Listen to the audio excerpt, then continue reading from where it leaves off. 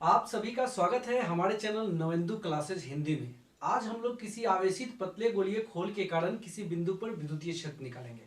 आप देख सकते हैं यहाँ पर कैपिटल आर रेडियस का एक पतला आवेशित गोलीय खोल है जिस पर क्यू आवेश इसके सतह पर एक समान रूप से डिस्ट्रीब्यूटेड है, वितरित है। इस आवेशित गोलीय खोल के कारण इसके केंद्र से स्मॉल आर दूरी पर एक बिंदु P होगा जहां पर हम लोगों को विद्युतीय क्षेत्र की तीव्रता निकालनी है।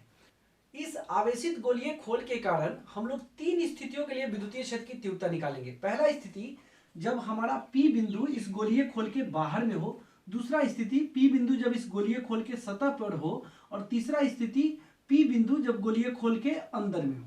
इन तीनों स्थितियों के लिए बारी बारी से हम लोग विद्युतीय क्षेत्र की तीव्रता निकालेंगे। लेकिन आगे बढ़ने से सबसे पहले हम इस आवेशित गोलीय खोल का पृष्ठ आवेश घनत्व निकाल लेते हैं, क्योंकि वो आगे हम लोगों को जरूरत पड़ेगा। तो देखिए, इस आवेशित गोलीय खोल का पृष्ठ आवेश घनत्व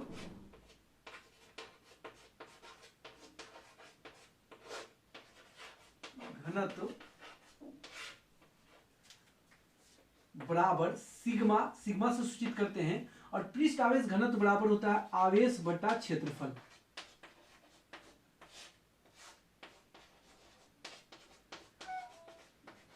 तो आप देख सकते हैं सिग्मा बराबर आवेश कितना दिया हुआ है इस आवेशित गोलीय खोल पर Q, और इसका क्षेत्रफल R त्रिज्या है तो इसका क्षेत्रफल हो जाएगा 4πr²।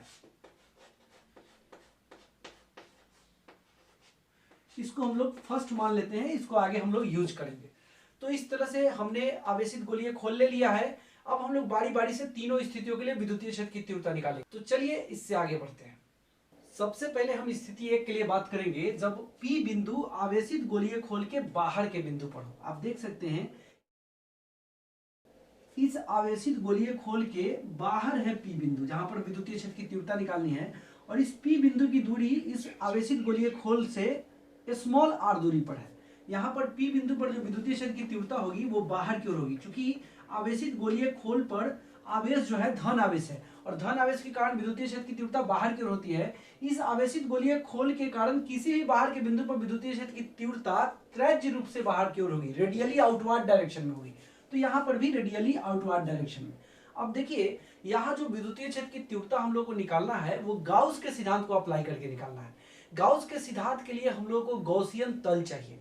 यहाँ पर गॉसियन तल दिया हुआ नहीं है, तो हम लोग गॉसियन तल का कल्पना करेंगे, और गॉसियन तल कभी भी हम लोग सममितीय लेते हैं।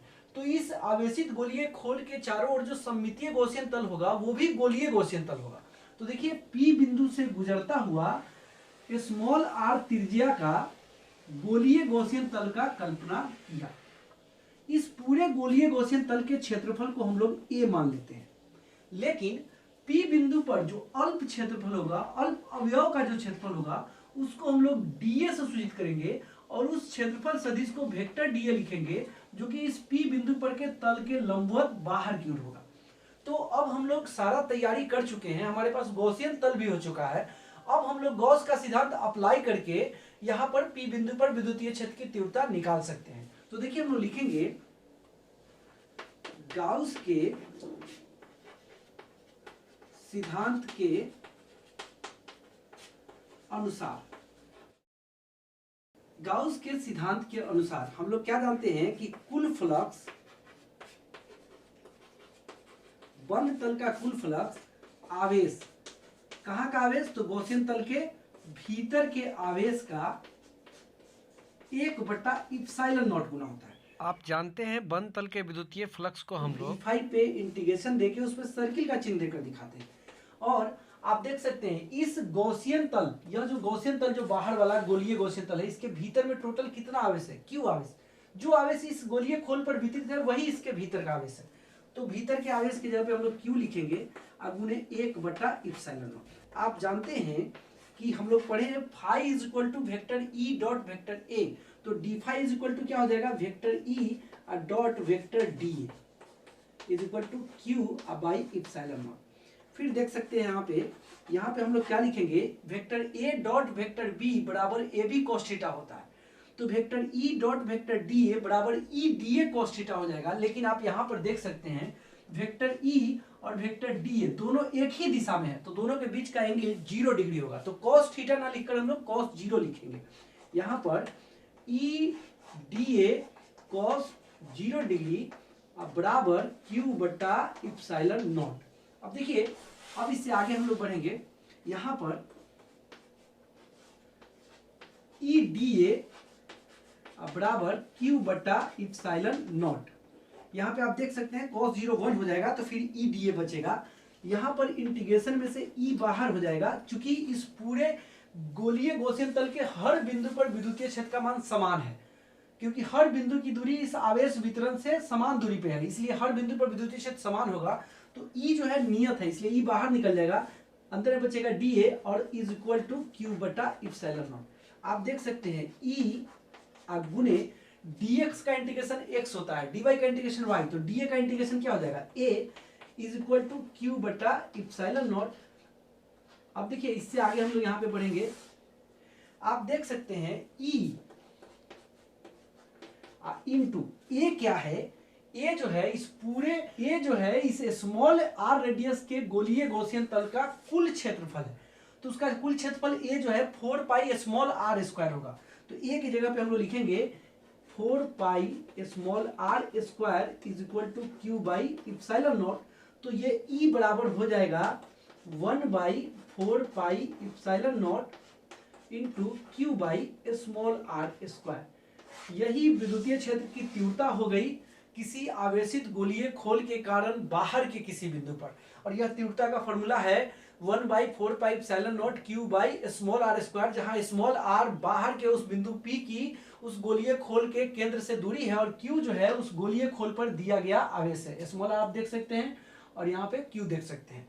तो इस तरह से हम लोगों ने पहली स्थिति के लिए विद्युतीय क्षेत्र की तीव्रता गाउस के सिद्धांत को अप्लाई करके निकाल दिया। अब हम लोग दूसरी स्थिति में बात करेंगे, जब P बिंदु बाहर ना होकर इस गोलीय खोल के सतह पे हो। तो चलिए इससे आगे बढ़ते हैं। अब हम लोग बात करेंगे केस नंबर 2 पे, जब P बिंदु आवेशित गोलीय खोल के सतह पर हो। जब सतह पे P बिंदु होगा तो इस स्थिति में स्मॉल r, P बिंदु की जो दूरी केंद्र O से स्मॉल r जो है, यह इस आवेशित गोलीय खोल के त्रिज्या कैपिटल R के बराबर होगा। यहाँ पर भी P बिंदु पर जो विद्युतीय क्षेत्र होगा वो रेडियली आउटवर्ड डायरेक्शन में होगा, क्योंकि इस पे प्लस चार्ज है, तो वेक्टर ई यहाँ पे हम लोग लिख देंगे। अब देखिए, इसके पहले हम लोगों ने क्या पढ़ा था, P बिंदु बाहर में था और उस स्थिति में फॉर्मूला आया था E बराबर 1 by 4 pi epsilon not Q by small r square, और उसी P बिंदु को हम लोग इसके सतह पर लेके आए हैं। वैसी स्थिति में स्मॉल r कैपिटल R हो गया है, तो उसी फॉर्मूला में हम लोग स्मॉल r की जगह पे कैपिटल R लिख देंगे, और उससे जो फॉर्मूला मिलेगा वही सतह पर के विद्युतीय क्षेत्र की तीव्रता का फॉर्मूला होगा। तो देखिए हम लोग आगे कैसे लिखते हैं। जब P बिंदु आवेशित गोलीय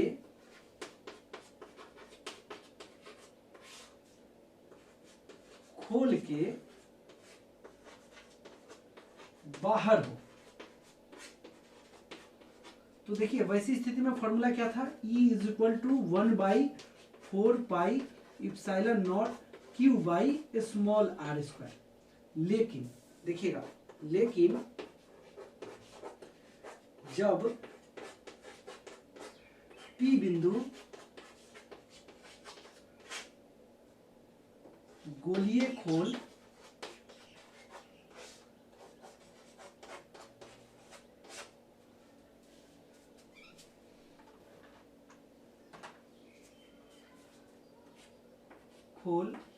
के सतह पर हो, जब सतह पे होगा तो वैसी स्थिति में स्मॉल r जो है कैपिटल R के बराबर हो जाएगा।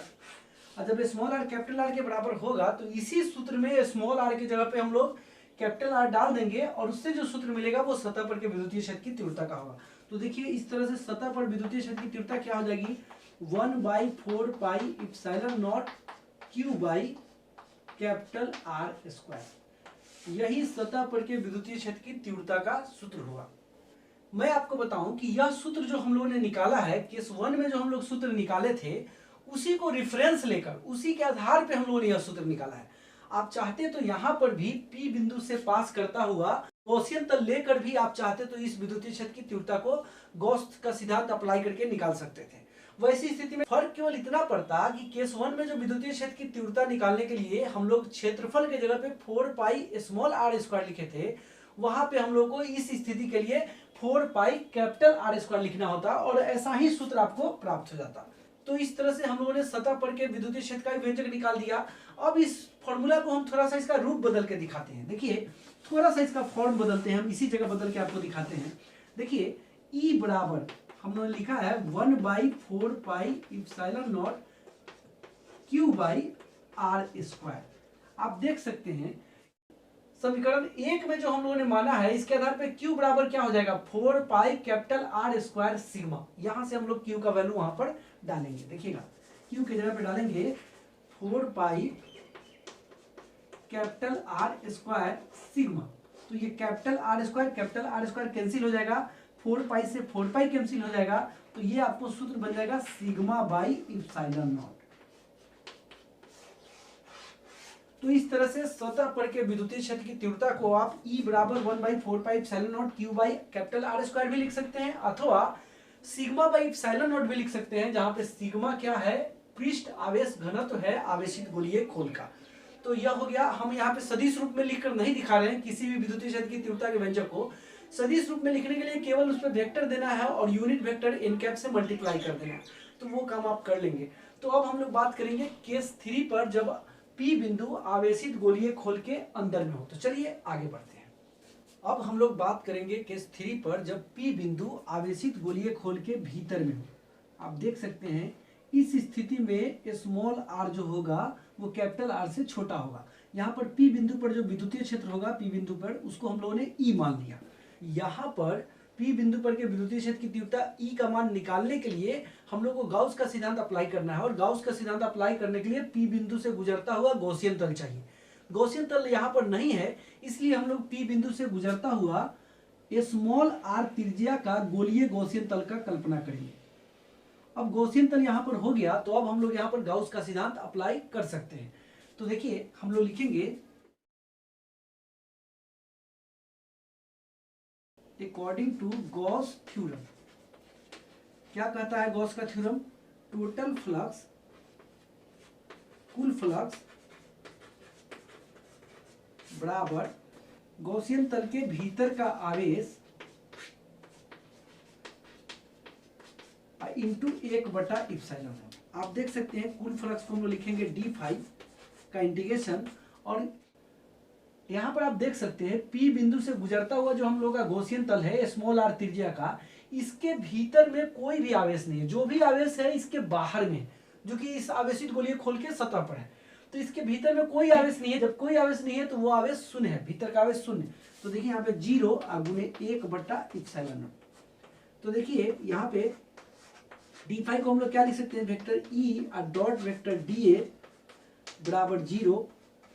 फिर हम लोग इधर आगे बढ़ेंगे, आप देख सकते हैं यहाँ पे vector E dot vector dA, अगर हम लोग को वहां पर एंगल नहीं मालूम है तो हम लोग लिख देंगे E dA cos theta, E dA cos theta बराबर 0।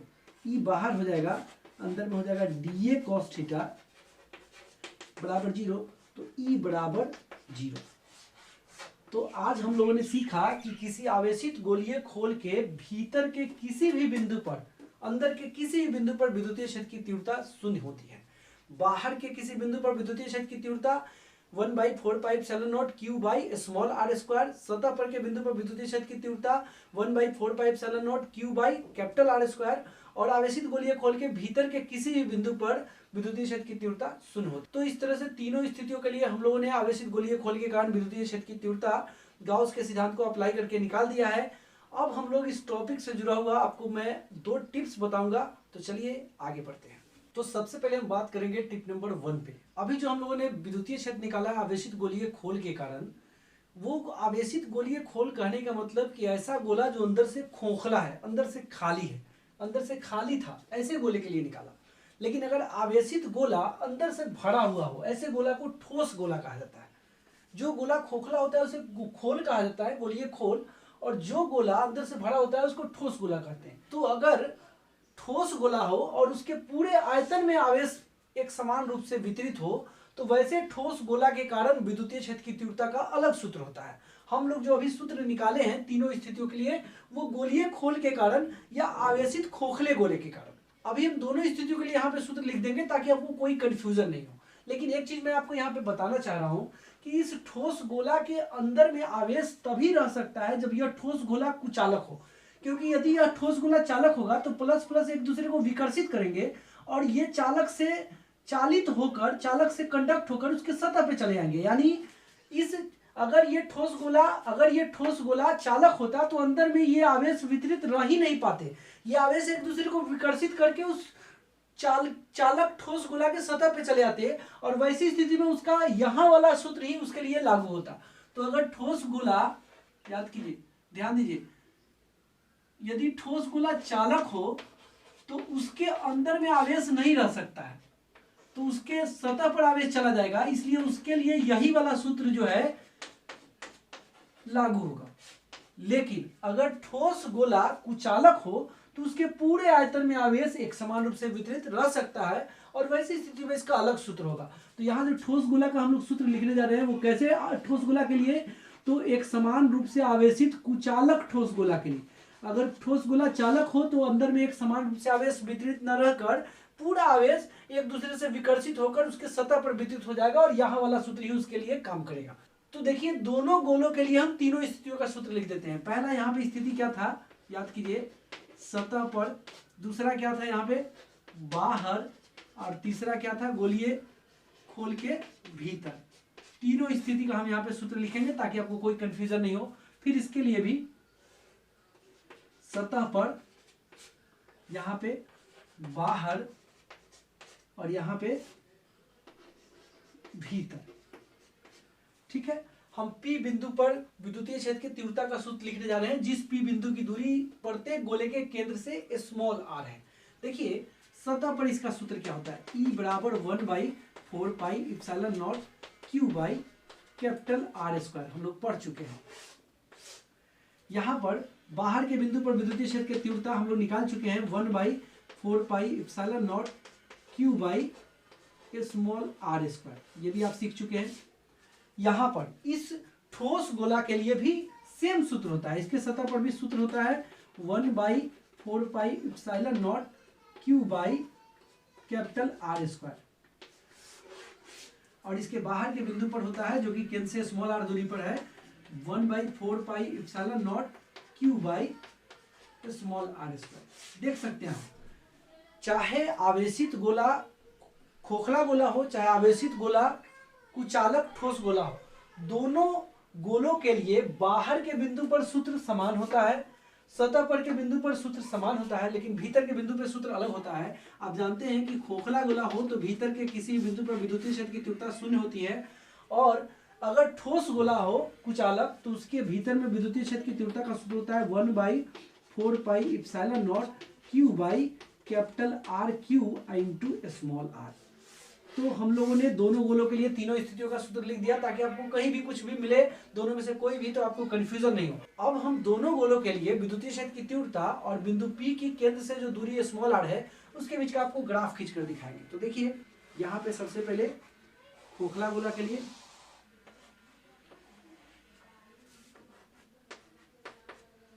और उसी तरह से यहाँ भी हम आपको ग्राफ खींच के दिखाएंगे।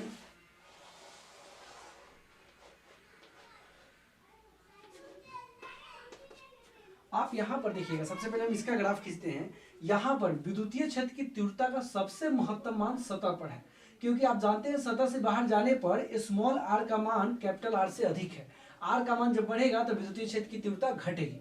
तो सबसे ज्यादा सतह पे है और सतह के पहले तो 0 है, तो सबसे ज्यादा विद्युतीय क्षेत्र की तीव्रता कब है, जब स्मॉल r कैपिटल R के बराबर हो गया है। यानी सतह पर जब स्मॉल r कैपिटल R के बराबर हो जाएगा तो यहाँ पे विद्युतीय क्षेत्र की तीव्रता का मान सबसे महत्तम होगा, इस अक्ष पे होगा, लेकिन हम यहाँ पे लिख दे रहे हैं E जो है सबसे मैक्सिमम होगा और उसका वैल्यू है 1/4πε0 Q बाई R स्क्वायर। और आप जानते हैं इस स्मॉल आर कैपिटल आर के बराबर, यानी सतह पर जो विद्युतीय क्षेत्र की तीव्रता सबसे महत्तम होगी, उससे पहले के किसी भी बिंदु पर विद्युतीय क्षेत्र की तीव्रता क्या है? 0। लेकिन आप देख सकते हैं सतह के बाहर के बिंदु पर जब स्मॉल आर बढ़ने लगेगा तो ई का मान घटने लगेगा, और ई जो है स्मॉल आर के स्क्वायर का व्युत्क्रमानुपाती है, इसलिए इसका ग्राफ जो है वक्र ग्राफ होगा। तो यह देखिए जैसे जैसे आर बढ़ेगा तो ई जो है घटने लगेगा, और इस तरह से इसका वक्र ग्राफ होगा, क्योंकि विद्युतीय क्षेत्र की तीव्रता दूरी के वर्ग का व्युत्क्रमानुपाती है। तो यह हमने आपको ग्राफ खींच दिया विद्युतीय क्षेत्र का दूरी के साथ खोखले गोले के लिए। यहाँ पर देख सकते हैं, यहाँ पर भी विद्युतीय क्षेत्र की तीव्रता का सबसे महत्तम मान सतह पे है जब स्मॉल आर कैपिटल आर के बराबर हो गया है। तो उसी तरह से हम लोग देखिए यहाँ पर भी लिखेंगे, जब स्मॉल आर कैपिटल आर के बराबर हो जाएगा सतह पे, तो उस स्थिति में विद्युतीय क्षेत्र की तीव्रता सबसे महत्तम होगी, Q/4πε0 कैपिटल आर स्क्वायर। लेकिन आप देख सकते हैं जैसे जैसे हम ठोस गोला के बाहर जाएंगे तो स्मॉल आर का मान बढ़ेगा और ई का मान घटता जाएगा। ई जो है स्मॉल आर के स्क्वायर का इनडायरेक्टली प्रोपोर्शनल है, व्युत्क्रमानुपाती है, तो इसलिए यह दूरी बढ़ने के साथ घटने लगेगा और इसका ग्राफ बिल्कुल पहले वाले ग्राफ की तरह होगा। ई व्युत्क्रमानुपाती है आर के वर्ग का। अब यहाँ पे देख सकते हैं जब आप ठोस गोला के भीतर होंगे तो यह जो राशि है Q/4πε0 कैपिटल आर क्यू, यह राशि कांस्टेंट है, यह नियत राशि है। चूंकि बाहर जाए भीतर जाए इस राशि में कोई भी अंतर नहीं आने वाला है, यानी ई किस पे डिपेंड करेगा? आर पे। स्मॉल आर का मान जैसे जैसे बढ़ेगा ई बढ़ता जाएगा। ई जो है स्मॉल आर का समानुपाती है, और आप जानते हैं समानुपाती का ग्राफ कैसा होता है? तो मूल बिंदु से गुजरता हुआ सरल रेखा ही समानुपाती का ग्राफ होता है। तो ई समानुपाती स्मॉल आर। यहाँ पर ठोस गोला के बाहर विद्युतीय क्षेत्र की तीव्रता घट रही है दूरी के वर्ग के साथ, और यहाँ पे ठोस गोला के भीतर विद्युतीय क्षेत्र की तीव्रता 0 से दूरी बढ़ने के साथ बढ़ रही है, और बढ़ते बढ़ते सतह पर के महत्तम मान तक पहुंच रही है। यानी दोनों स्थितियों में विद्युतीय क्षेत्र की तीव्रता का महत्तम मान सतह पर है, दाहिनी तरफ जाने पर विद्युतीय क्षेत्र की तीव्रता घट रही है, इधर विद्युतीय क्षेत्र की तीव्रता का मान 0 है, यहाँ पर भी महत्तम मान सतह पे है, दाहिनी तरफ जाने पर विद्युतीय क्षेत्र की तीव्रता घट रही है, इधर विद्युतीय क्षेत्र की तीव्रता 0 से बढ़ते हुए इस महत्तम मान की तरफ आ रही है। तो ये हमने आपको आवेशित ठोस गोला और आवेशित गोलीय खोल के कारण विद्युतीय क्षेत्र की तीव्रताओं का यहाँ पे हमने तुलनात्मक अध्ययन किया ताकि आपको कोई भी कंफ्यूजन नहीं हो। तो अब हम लोग बढ़ेंगे टिप नंबर 2 पे। तो चलिए इससे आगे बढ़ते हैं। तो अब हम लोग बात करेंगे टिप नंबर 2 पे। मैं आपको बताऊं कि यहाँ पर एक आवेशित गोलीय खोल है जिस पर Q आवेश इसके पूरे सतह पर एक समान रूप से वितरित है। इस आवेशित गोलीय खोल के केंद्र से r दूरी पर के बिंदु P पर विद्युतीय क्षेत्र की तीव्रता हम लोग निकाल चुके हैं और सीख भी चुके हैं 1/4πε0 Q/r स्क्वायर होती है। लेकिन इस आवेशित गोलीय खोल के यदि कुल आवेश को अगर इसके केंद्र पर, ध्यान देंगे, इसके कुल आवेश को अगर हम लोग केंद्र पर रख लें, या इसके केंद्र पर हम इसके कुल आवेश को केंद्रित मान लें, तो उतने ही दूरी पर के बिंदु P पर विद्युतीय क्षेत्र की तीव्रता हम लोग इसी चैप्टर में सीख चुके हैं। Q आवेश से स्मॉल r दूरी पर के बिंदु पर 1/4πε0 Q/r स्क्वायर। आप जरा दोनों विद्युतीय क्षेत्र की तीव्रता को देखिए, दोनों का वैल्यू जो है समान है। यानी यहाँ पर हम लोग क्या सीखे कि किसी आवेशित गोलीय खोल के बाहर के किसी बिंदु पर विद्युतीय क्षेत्र की तीव्रता उस आवेशित गोलीय खोल के कुल आवेश को उसके केंद्र पर केंद्रित मानकर अथवा कुल आवेश को केंद्र पर रखने के बाद उस बिंदु पर विद्युतीय क्षेत्र की तीव्रता के बराबर होती है। तो दोस्तों इस तरह से ये भी टिप खत्म हो गया। अब आज के वीडियो में इतना ही। वीडियो अच्छा लगा है तो लाइक शेयर कमेंट जरूर कीजिए। पहली बार चैनल पे है तो चैनल को सब्सक्राइब कीजिए।